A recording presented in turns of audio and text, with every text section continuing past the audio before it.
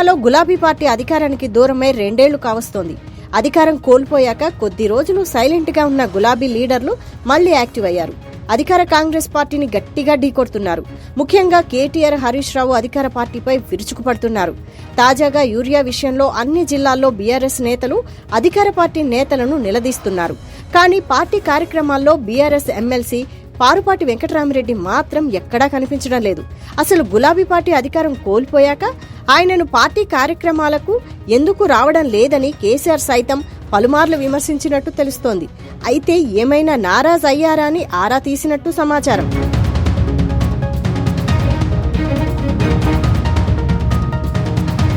గతంలో గ్రూప్ 1 ఆఫీసర్గా కొనసాగిన పారుపాటి వెంకటరామిరెడ్డి బీఆర్ఎస్ పార్టీ అధికారంలోకి వచ్చాక కేసీఆర్ కు దగ్గరయ్యారు. ఈ క్రమంలోనే కేసీఆర్ ఆయనకు సిద్దిపేట కలెక్టర్గా అవకాశం కల్పించారు. ఆ తర్వాత కలెక్టర్ పదవికి రాజీనామా చేసిన వెంకటరామిరెడ్డి బీఆర్ఎస్ పార్టీలో చేరారు. దాంతో కేసీఆర్ ఆయనకు ఎమ్మెల్సీగా అవకాశం కల్పించారు.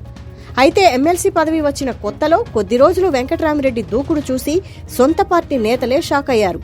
అప్పట్లో కేసీఆర్ కు చాలా దగ్గరగా ఉన్న ఆయనతో మాట్లాడేందుకు కొందరు నేతలు ఆచితూచి వ్యవహరించేవారట. కానీ గులాబీ పార్టీకి అధికారం పోగానే కనీసం కంటి చూపుకు కూడా పార్టీ కార్యక్రమాల్లో కనిపించడం లేదు.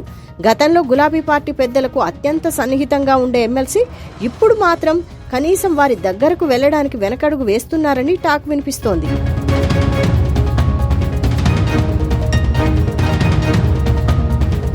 వాస్తవానికి కలెక్టర్గా ఎమ్మెల్సీగా సేవ చేసిన ఎమ్మెల్సీ వెంకటరామిరెడ్డి గత పార్లమెంటు ఎన్నికల్లో మెదక్ నుంచి బీఆర్ఎస్ ఎంపీ అభ్యర్థిగా పోటీ చేశారు. కానీ బీజేపీ అభ్యర్థి రఘునందన్ రావు చేతిలో ఓటమి పాలయ్యారు. అయితే ఓవైపు రాజకీయాల్లో కొనసాగుతూనే రియల్టర్గా మంచి గుర్తింపు పొందారు. ప్రస్తుతం హైదరాబాద్లో భారీ ఎత్తున నిర్మాణాలు చేపట్టిన రాజ్ పుష్ప గ్రూప్ వెంకటరామిరెడ్డిదే. ఈ గ్రూపు నగరంలో మాదాపూర్ హైటెక్ సిటీలో భారీ ఎత్తున వెంచర్లు వేసింది. నగరంలో వేల కోట్ల రూపాయల వ్యాపారం చేస్తోంది. అందుకే ఆయన పార్టీ కార్యక్రమాలకు దూరంగా ఉంటున్నారనే చర్చ జరుగుతోంది. ఒకవేళ పార్టీ కార్యక్రమాల్లో యాక్టివ్గా ఉంటూ ప్రభుత్వాన్ని విమర్శించాల్సి వస్తే వ్యాపారానికి ఇబ్బందిగా మారొచ్చని లెక్కలు వేసుకుంటున్నారట. అందుకే గప్చుప్ అయ్యారనే ప్రచారం సాగుతోంది.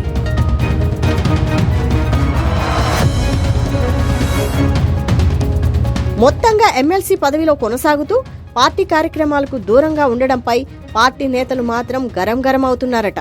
గులాబీ పార్టీలో తొలి నుంచి కొనసాగుతున్న కొందరు నేతలకు ఇప్పటి వరకు పదవులు దక్కలేదు.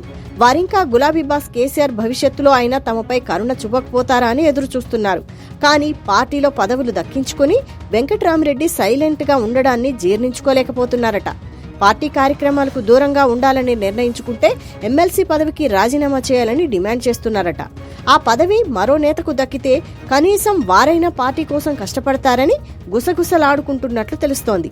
ఏది ఏమైనా పార్టీలో సైలెంట్ గా ఉన్న వెంకటరామిరెడ్డిని సొంత పార్టీ నేతలే టార్గెట్ చేయడం ఇప్పుడు హాట్ టాపిక్ అవుతోంది.